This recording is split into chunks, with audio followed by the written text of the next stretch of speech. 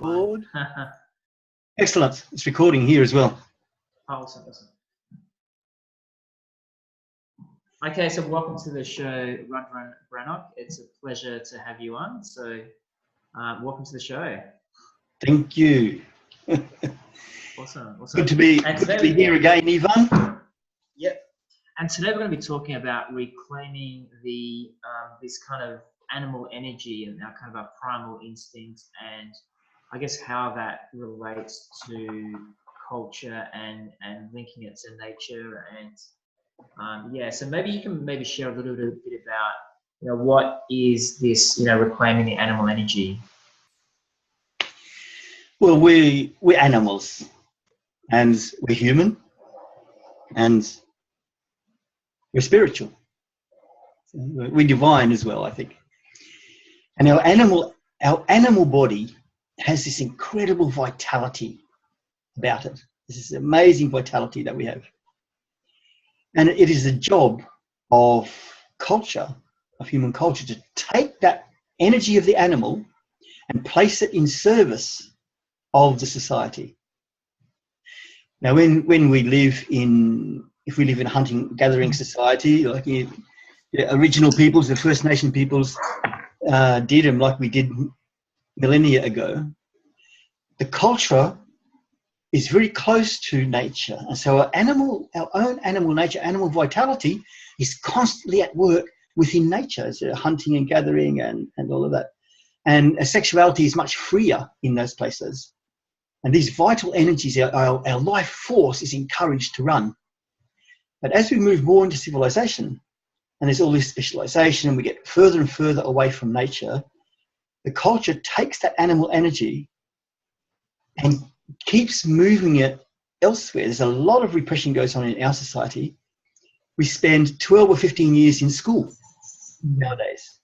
So all that energy gets squeezed up into the mind. So we live this life of thought, which means that we are completely cultural beings. Thought is essentially human culture. If we define human culture as tool use and language, the internal part of that is thought. So while we're constantly thinking, what in yoga they call the monkey mind and so on, all of that is our cultural imperative. Now, if we can free up our animal body and consciously use it for our own purposes, we can penetrate this cultural imperative and begin to move from the strength of our own spirit. And we can move from our own true nature. That takes a lot of energy to do that. And that energy is in our animal body. Wow, that's beautiful. And what does that specifically look like? Like, what is it connecting, going out camping, connecting with nature, meditating in nature? Is it movement, like primal movement, where it's kind of like there's this thing about, moving like animals, mimicking animal. What specifically are we talking about to awaken that? Spending more time in nature will definitely, our animal nature it naturally attunes to nature. So spending time in nature is very good, and it helps that it means that we start to look at a world that is harmonious instead of disharmonious like cities. And also you can do shamanic work where you go into trance and you take on the archetype of some animal, like a kangaroo or lion or wombat or something. And you can feel that rawness of your own animal nature in there. But all of these things require something else. It requires trance dance, or it requires to go into a trance with a shaman. It requires you to go camping. But the simplest way to do this is to simply be in your own animal body the way your body wants it to be. And one example is when you wake up in the morning, you've just been asleep, your personality doesn't exist, your ego doesn't exist while you're asleep. And you wake up, and one of the first things your body just wants to do, particularly if you've slept well, is to yawn. And so you yawn like this, you go,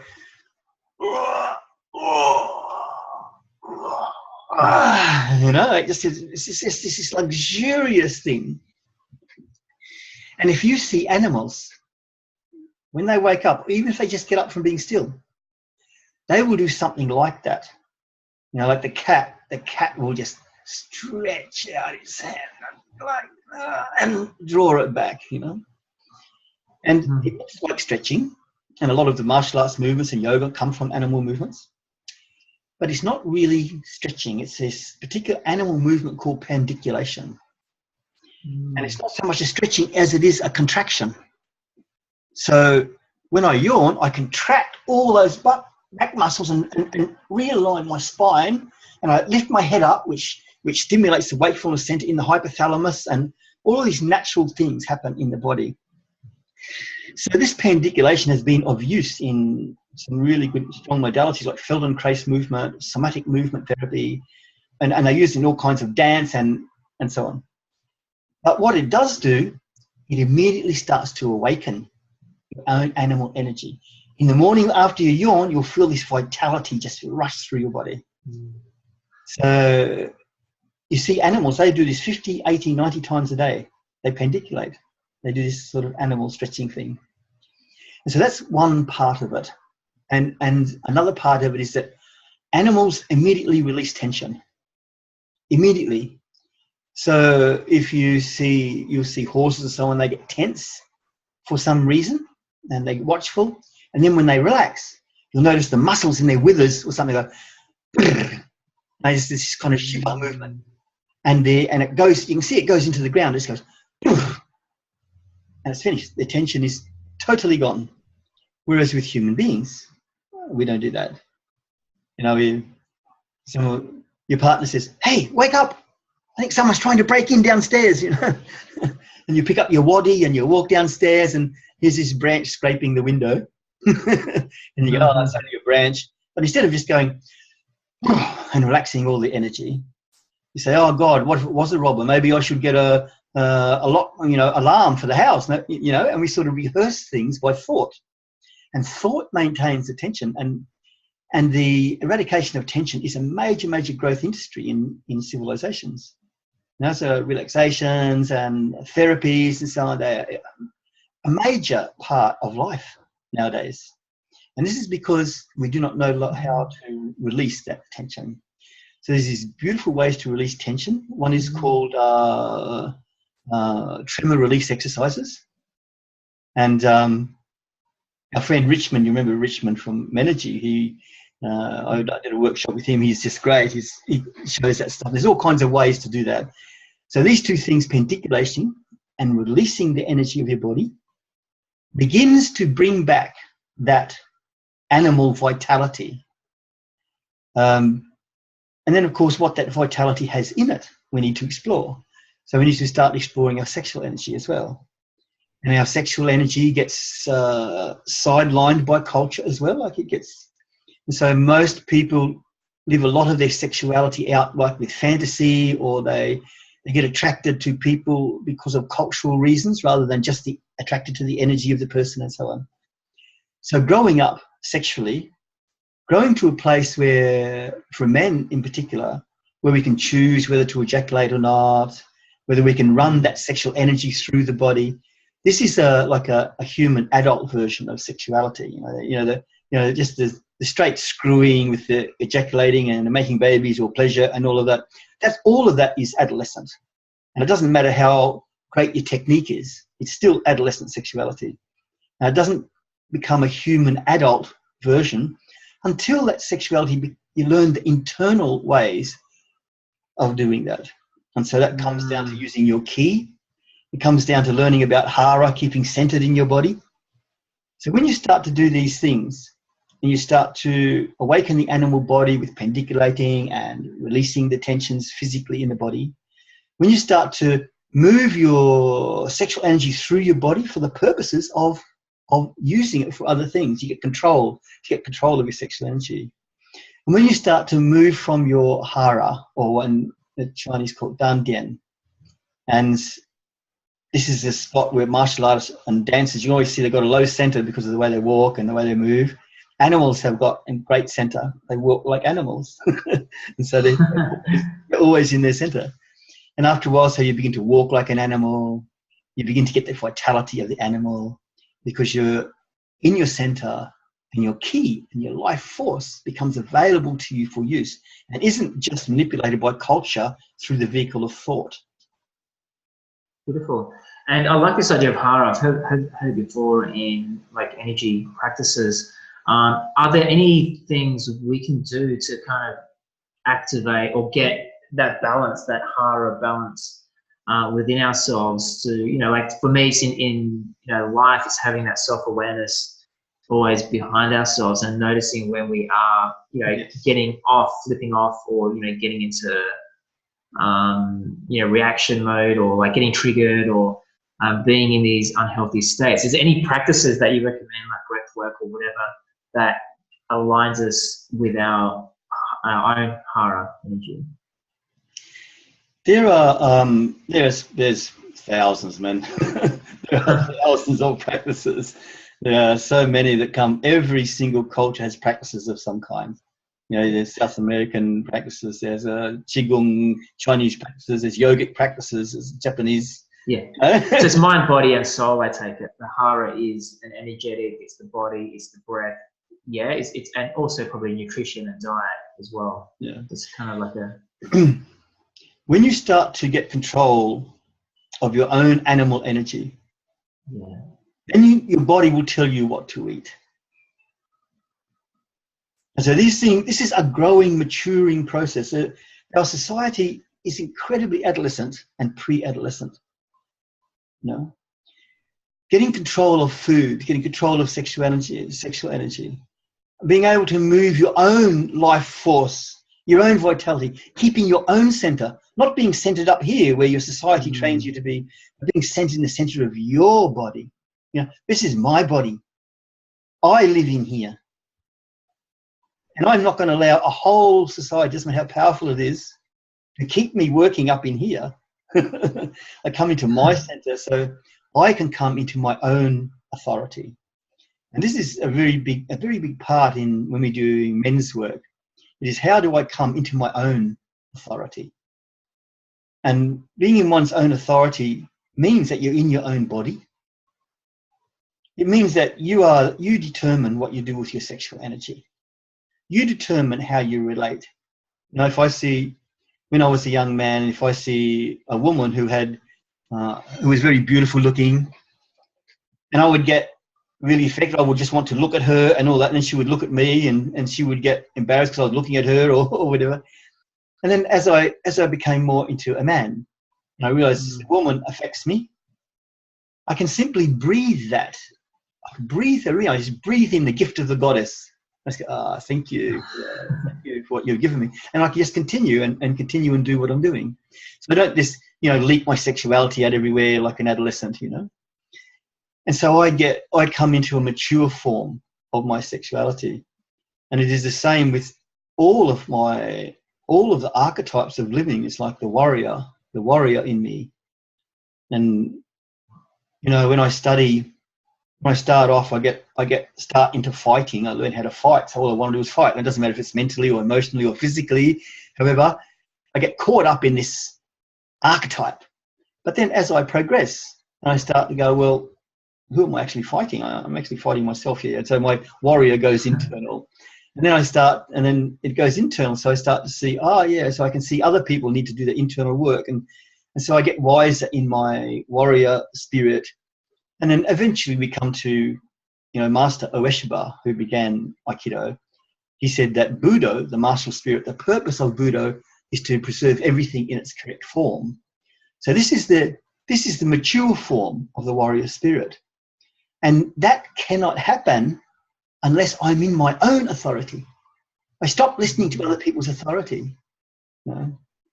And it's like in my moral life, eventually, while ever I'm in moral judgment, I'm comparing myself to others, or comparing others to how I think they should be according to some cultural standard. But morality grows up. it grows up. It starts off when we're young. We don't eat the biscuits when we're kids because we're going to get punished. And morality begins with fear of punishment. And then it develops. And then eventually I say, oh, I don't eat the biscuits because there won't be enough for everybody else. So my morality, I'm thinking about other people.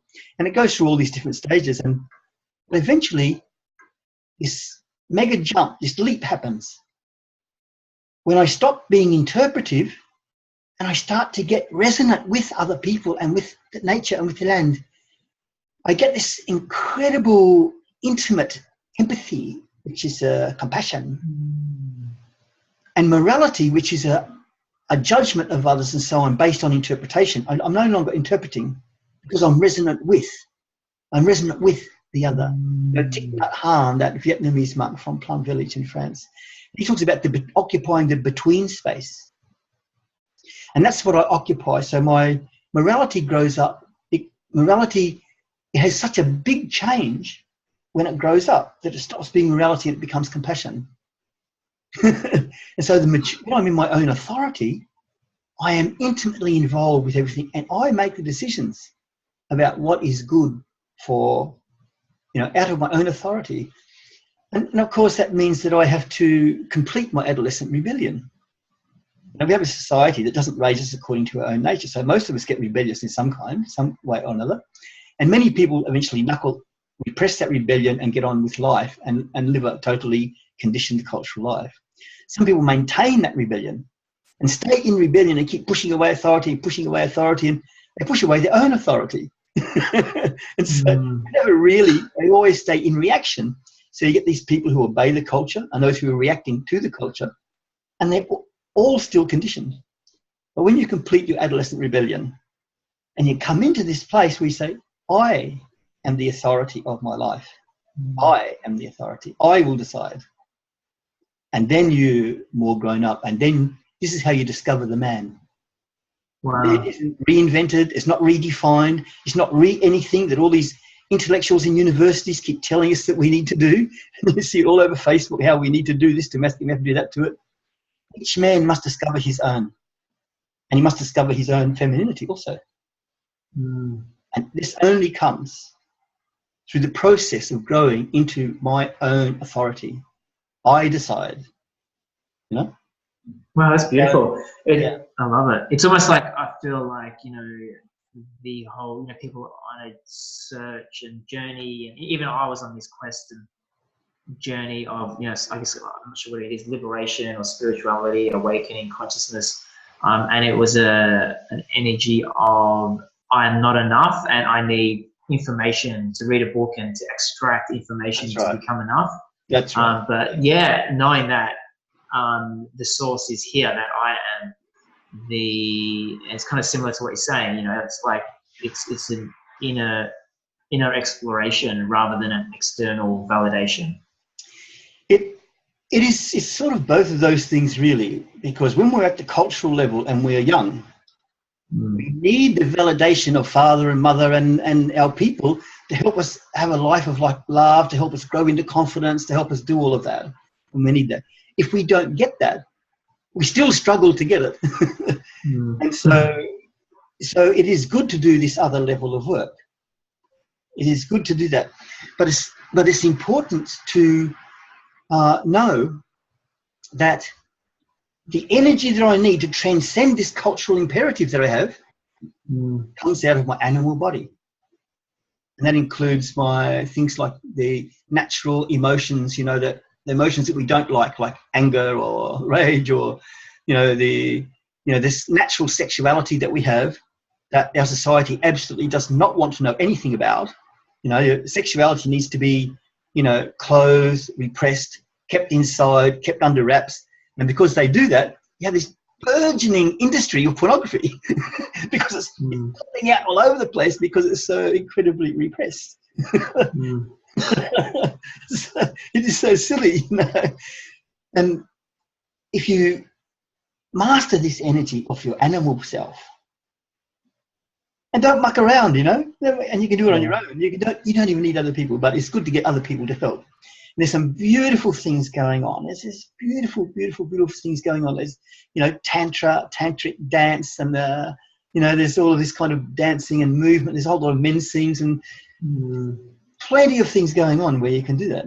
But the important thing is not to get stuck in it, is to go, I am doing this to release this is my energy. How do I discover what to do with this? I need this animal energy to transcend all of this stuff created by thought and culture. I need to determine my life through the strength of my spirit, not through my conditioned ego, my conditioned personality, but I'll decide this moment through the strength of my spirit, I will do this, you know? And that's the adult version, that's the man version, not the boy version. Beautiful, yeah. And I feel a lot of it is to do with, my personal thing is like moving energy.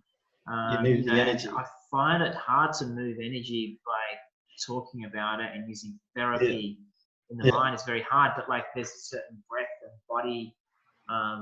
There was one, like we've got this dance called, it's like an expression dance, and I went in there feeling like the devil or the sadness or this kind of sad energy. I'm not sure what it was, but towards the end, it was like a liberation, and it was like I was dancing, like literally dancing the devil into bliss.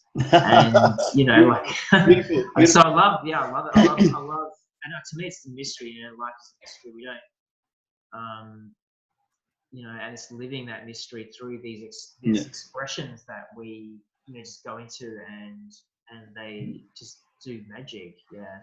Ivan, that's a great description of it. Like you dance the devil into bliss, because like depression, there's a lot of things that come under the label depression because it's big business these days. But essentially, depression is the repression of expression. Okay. I love it. So when you go into this, you're in this kind of, I'm in the devil dark shadow place. And you go in and you stir your animal energy. You go into some dance. You go into some trancing thing, whatever, and you move it and you move it and you move it and you move it. Its natural expression is joy. Yeah. That joy happens when you get the rest of the shit out of the way. Joy is left. It's and you see animals. And get so much pleasure just out of being alive. You see birds chasing each other around the sky on a spring day. You see puppies playing with each other. That joy is a very natural part of the animal part of our body. And they must be looking at us humans, and thinking, "Wow, why are you thinking so much? Just play." Like, especially dogs. Dogs are so, so much unconditional love. Yeah, it's beautiful. Yeah. And Jesus Christ, he said, why take ye thought for raiment? Why do you take thought for clothing? Like, why do you take wool for clothing or cotton for clothing, or why do you take nylon for clothing? He says, why do you take thought for clothing? Why do you clothe yourself in thought? Yeah. Why do you clothe yourself in thought? Indeed. Why? And when a person becomes more resonant, when we stop being interpretive, when I stop being outside and distant from you, I'm here, you're there, I interpret you. Instead of doing that, when I allow my energy to run, and I am just, my auric sensing self is actually inside you. And I sense you. And that's a part of my sensory capacity. I don't just have 5 physical senses. I have all this energetic sensing capacity. And I'm in you, I sense you, and when I'm in you, it's like I'm in my hand. This is my hand. Why would I bother interpret? I don't need to interpret. I'm in it. I can, And then when I'm with you, I don't need to interpret you because I can feel you. I can feel you. And this is the resonant life. And this is when we start to transcend our cultural imperative. And we can see our spirit is in relationship with the energies of life. That is what our spirit is. That is the substratum of existence.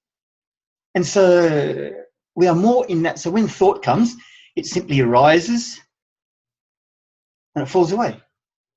Another thought, another time comes and falls away. Instead of thought creates an emotion, out of which arises more thought, which creates more emotion. You have this ego cycle constantly going of thought and emotion. Underneath there's this deep feeling field. And it's an energetic place. And it's soft. And it takes incredible vitality to pay attention to it. And you need your animal energy for that. You need it. You can't do it without it. And thought takes an incredible amount of energy that the brain uses up 20%, and sometimes 25% of all sugar and oxygen in the body. Now I weigh 75 kilos, my brain weighs half a kilo. It's 150th of the weight of my body and uses between 1/5 and 1/4 of all the sugar and oxygen that comes into me. That's how much thought uses. And you need your animal energy to free yourself of this power. Like it gets a hold on you. And to free yourself, you need this incredible vitality. And that vitality is in the animal body.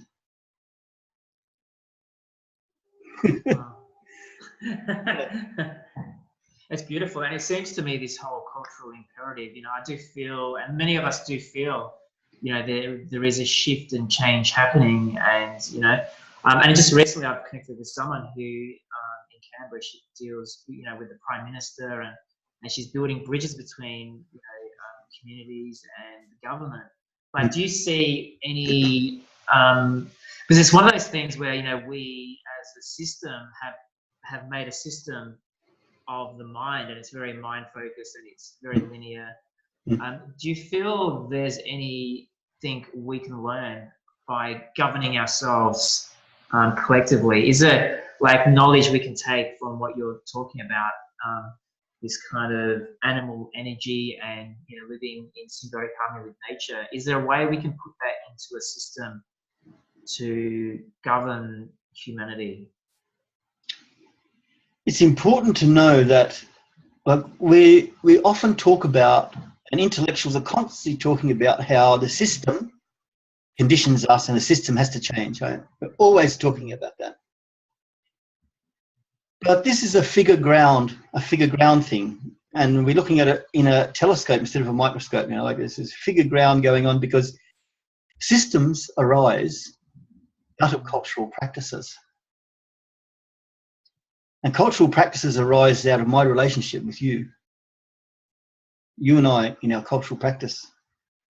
Out of all of this, we get system.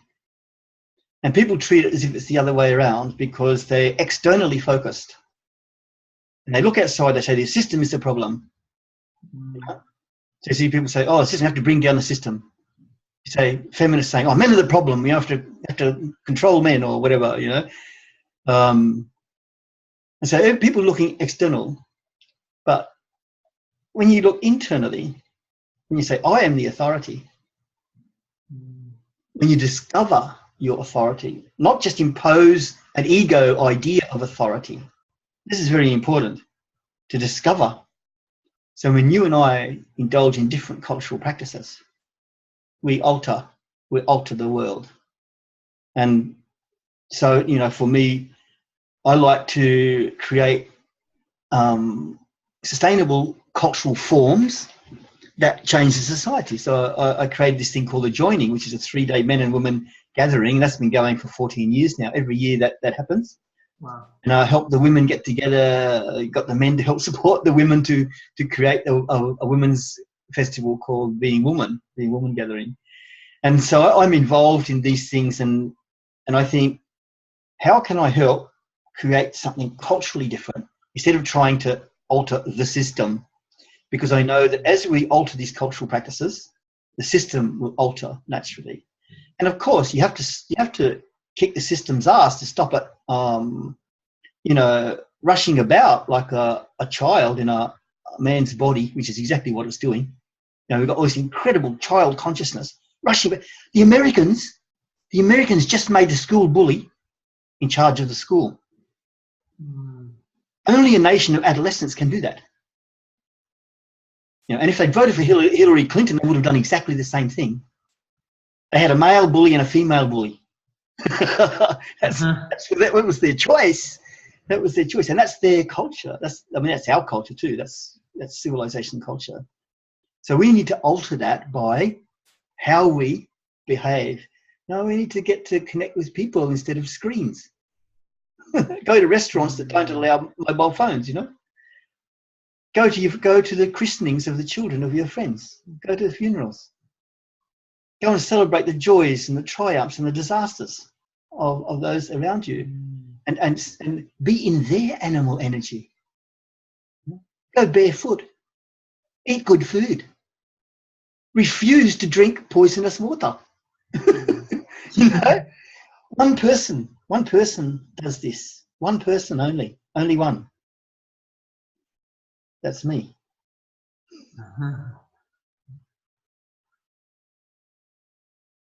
Beautiful, beautiful.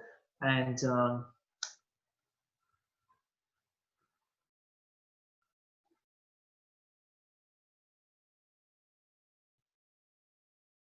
beautiful. And I guess all this, comes down to, living with, closely aligned to our spirit, and, I guess living,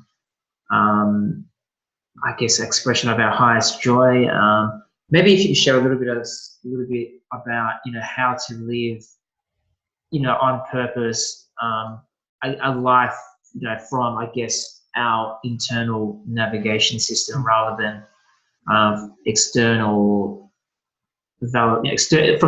pressure. It could be from family wanting to, us to be have a certain career, to have financial security, versus the true expression of our soul, and I guess why we're on the planet. Yeah, I understand.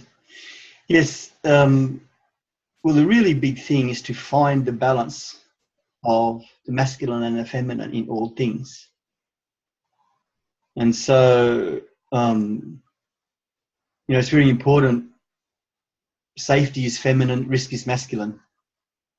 That's in all of us. I'm not talking about men and women here. Mm-hmm. So we need to find this thing. If we're continually going after safety, then we need to recognize, this is a child level. If you keep going after safety, it's because you're still a child. Children need to be brought up in safety in order to grow. So you're still chasing. If you are constantly going after risk, then you're still in male adolescence, So you find this thing of what is safe, and you go, okay, everything's safe. Now, what is needed? What is needed next? How can the masculine in me hold space for the feminine to operate at a more conscious level? How can I behave in such a way? And so that place of taking risk means in your human environment especially.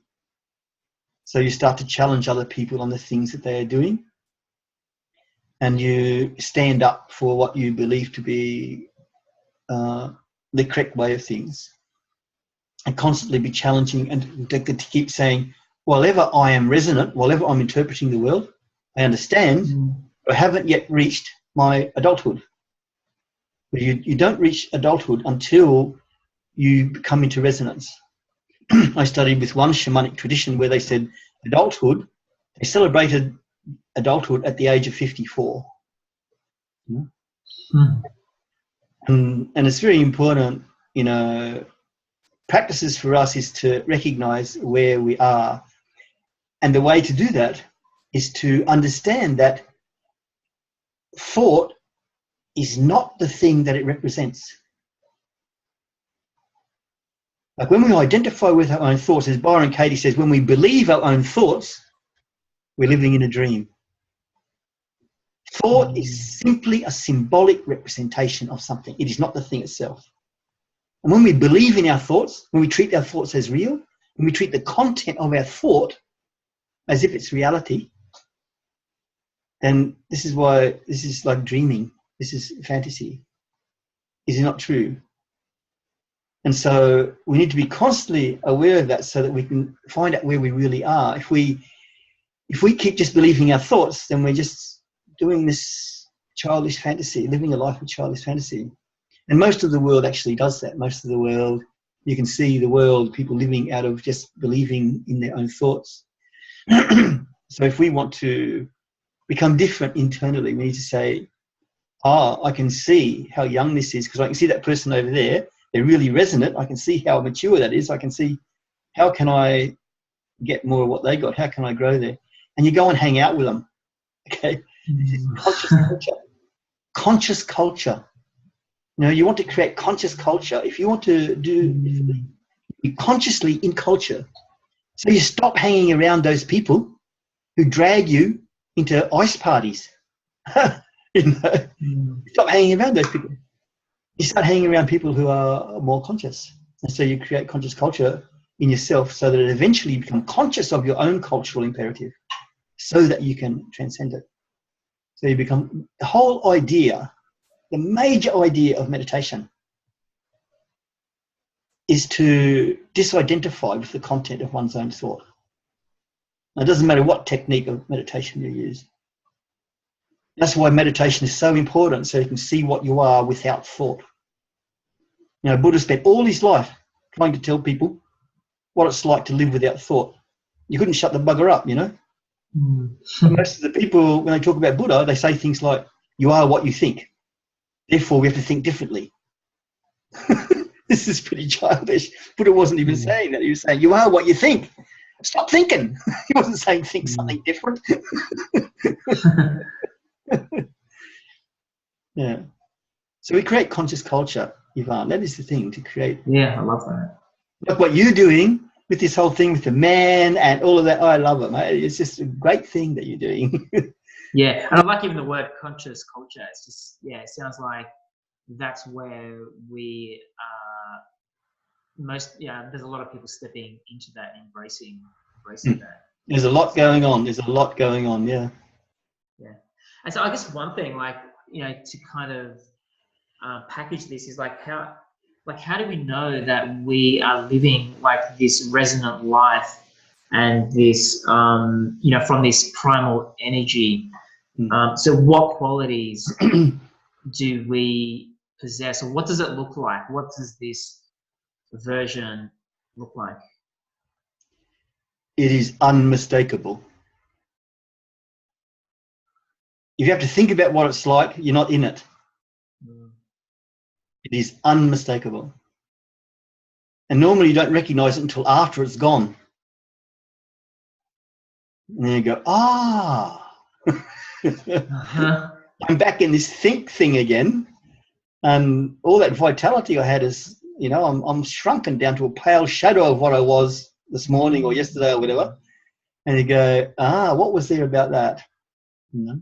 Wow. And then you notice yourself, I'm identifying with thought. I'm comparing myself to yesterday. I'm doing this. And you ask yourself, I wonder what's going on. And you look at your hand, or you pay attention to washing the dishes. Like outside, it's rainy at the moment and it's stunning. It's just the temperature here is it's a beautiful, beautiful, beautiful rainy day here in Queensland, you know. And it just fills my spirit. It just nourishes my spirit. Whereas if I was just totally inside my thinking with you, I wouldn't notice any of that. I'd just be getting really excited by the machinations of my own mind. Yeah. Wow, I love that. I love that. It's almost like all this is coming together. Like the, you know, people talk about flow states. They talk about, you know, getting into the now moment, and it seems to all be pointing. Like it's like almost like everything's pointing to that one place, that one, I guess, experience. And it's that's it. Is that what you're feeling? Like, not of the mind, it's not of a flow. You know, when we just lose ourselves. That's it. Flow state. Play and have fun, and then we look, and then we think about that experience, and that's when we get back into thought. We might, even if it's gratitude, you know, how grateful am I for this? Then. And it won't matter when you the thought might come. There's gratitude. It might come, and you can see it, and it's clear, and it falls away, and you're not in thought anymore. See, thought is a wonderful, wonderful thing. But to live inside it is really fucking stupid. You know, I've got a really great car. I love it. But it would be really stupid to me to live inside it. It would be so silly. And what you say is right. Like, all this thing being in the now and so on, you know, Eckhart Tolle and these people, Krishnamurti and my spiritual teacher, Amar, You know, all of these people for so often, so long, they're saying this thing of you need to be living in your spirit. You need to, because there's only one moment. There is only one moment. That is all. That is all.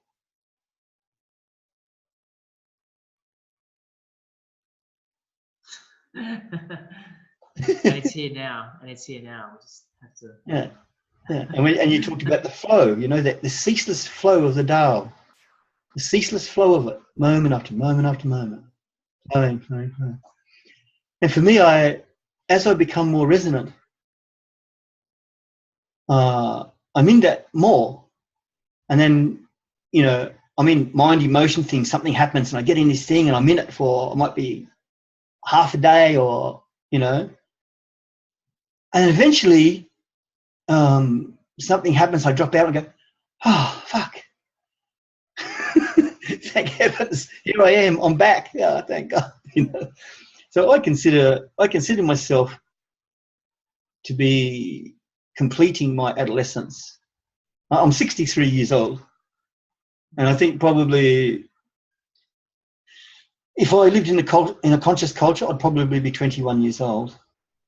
Because the measure of completing adolescence is the movement into independence, which leads to interdependence. Right? So normally we become physically independent. We can do things as an adult. We call that adolescence. And our sexuality, our balls drop, you know, and we come into adolescence. But to complete that adolescent period is to be independent. So become independent as a man. I can earn my own living.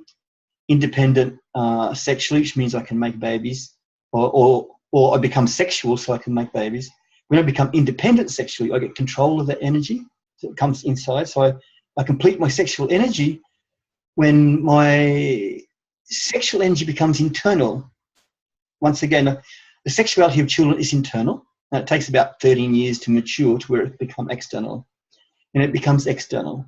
And so, you know, like cocks come out, sperm comes out, women's bellies come out, babies come out.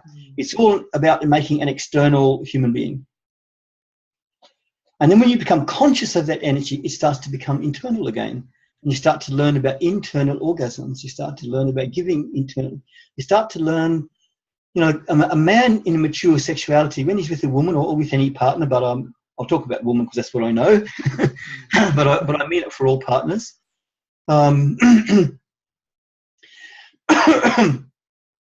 You're in a woman and you can feel her, and your energy and her energy blend, and so you are internal and you share your internal energy with her, and so you can have incredible sexual experiences going for days and days and days and not even get an erection. You know? Or you can get an erection and have it come up and down, up and down without an external orgasm for 24 hours if you wanted to. You can do. And these abilities, learning these, and these are simple things I'm talking about. These are not rocket science. You know, it's very simple. Then you become independent sexually, and you can no longer be controlled by a woman. You know, only the adolescent can be controlled by the sexuality of women. You know, only the adolescent male. A mature male cannot be controlled by the sexuality of a woman, and that means they've transcended their sexual adolescence. And it's the same emotionally, you know, when you become independent emotionally, you don't need other people for your emotional life. And certain emotions leave. You stop feeling guilty. You know? You have remorse, which is where you know you've done something and you immediately want to make amends, like that's an individual thing. But guilt, which is a cultural level of emotion, and it's used to control people, you actually lose that. It just goes. And the desire for revenge, for example, requires other people. Mate, can you hear me still? It's just, yeah, you're back now, yeah. It's the screen just cut out for a second. Yeah. So to be emotionally independent means we lose these emotions that require other people, like jealousy, guilt, desire for revenge. You don't have these anymore. And it's the same with being mentally independent as well, where we become mentally independent when I can see that my thoughts are not reality. They are symbols of something else. That the thought is not the thing that represents. And so I stop identifying with the content of my own thought. Then I become independent mentally. All these independences add up to an ending of adolescence, because adolescence is about independence. And from this place, I can learn how I am interdependent. And so in lovemaking, I'm interdependent with my woman, with our energies. We're interdependent in the way that we move, not two individuals. It's like one energetic event. And I become interdependent with the trees and animals, and plants grow for you, children like you, animals trust you. That's adulthood. That's Wow. adulthood. Yeah, and I guess a lot of that on an energetic level, what does that look like? Is it more us, like the teenagers, kind of the energy is kind of like spraying out, and it's kind of like leaking energetically, and we kind of go on these emotional ups and downs. Versus, and it's very sporadic, you know, versus this kind of, maybe you can share about this, versus, because I'm exploring, you know, this kind of tantric energy moving around the body, and it's quite profound. And personally, I've noticed the way I even look at women that I'm attracted to is different. It's not one of that. It's a different.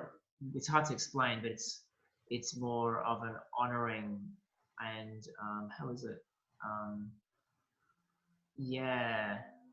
It's more of like, I guess my energy is contained within me, and it's joy and bliss.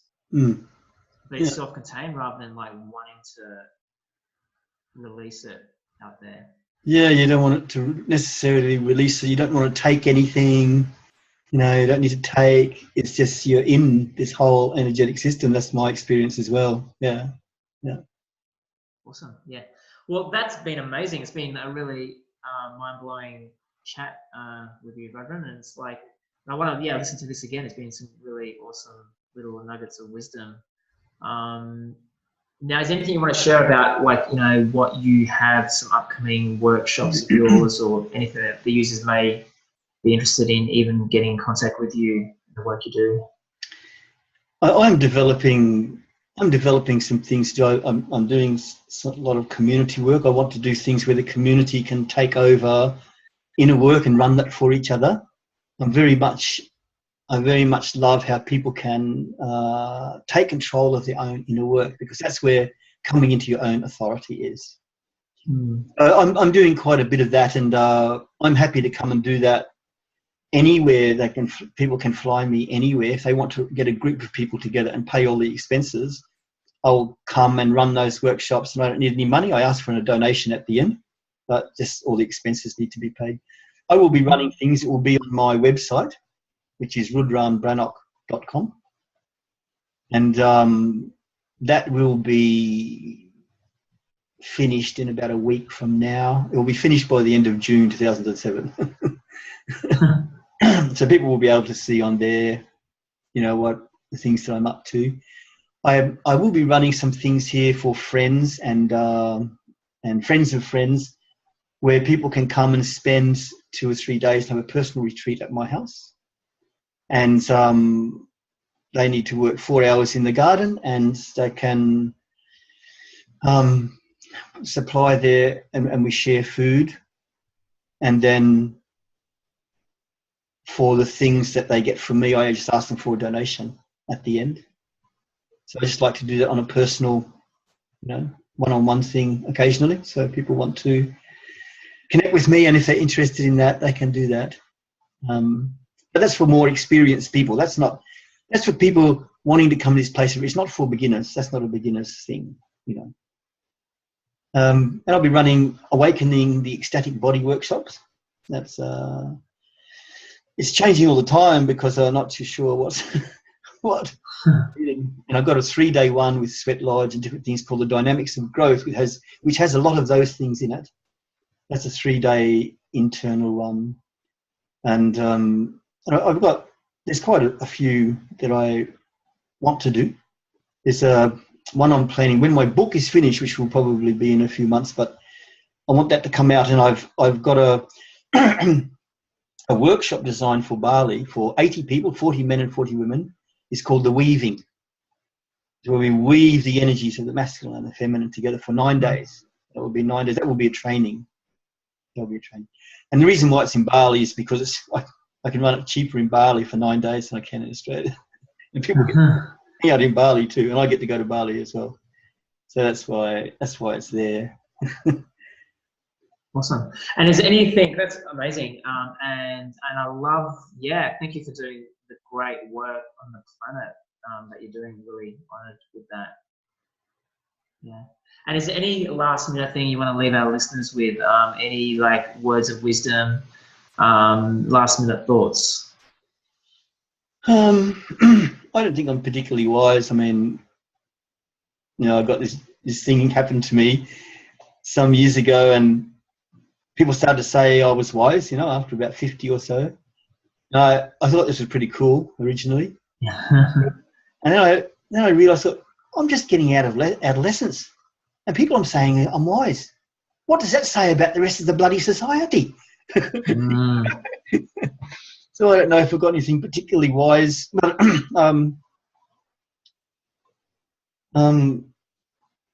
essentially what I do on the wheel is just pass on the clues that I've learnt, really.